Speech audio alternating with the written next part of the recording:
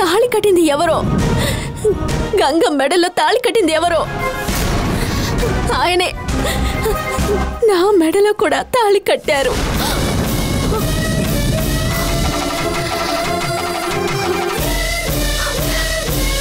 ఆ రోజు మీరు బలవంతంగా అడిగినప్పుడు చెప్పాలనుకున్నాను, కానీ అప్పుడు చెప్పలేకపోయాను.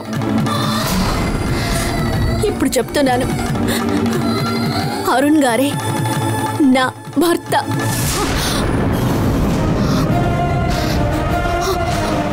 నువ్వు చెప్పేదేది నేను నమ్మను.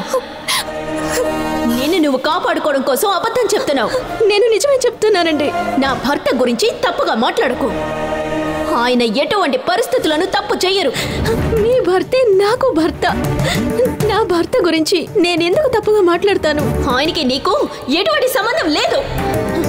నువ్వే కట్టుకథలు చెప్తున్నావు. నాకు సమస్య వస్తే ఆయన వచ్చి ఎందుకు దాన్ని తీర్చాలి? మూర్తి నా మీద నింద వేసినప్పుడు ఆయన మూర్తిని ఎందుకు కొట్టాలి? అందరి ముందు ఎందుకు నాకు సపోర్ట్ చేసి మాట్లాడాలి? నాతో జీవించాలనే ఉద్దేశంతో ఆయనేమి తాళి కట్టలేదు. నా మీద జాలి పడి నన్ను కాపాడటం కోసం కట్టారు. అనుకోని పరిస్థితుల్లో ఆయన నా మెడలో తాళి కట్టాల్సి వచ్చింది.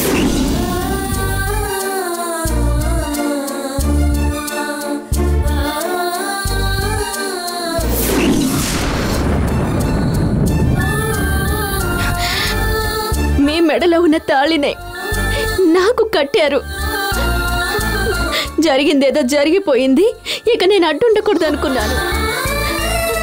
కానీ విధి నన్ను గంగ రూపంలో ఈ ఇంటికి తీసుకొచ్చింది.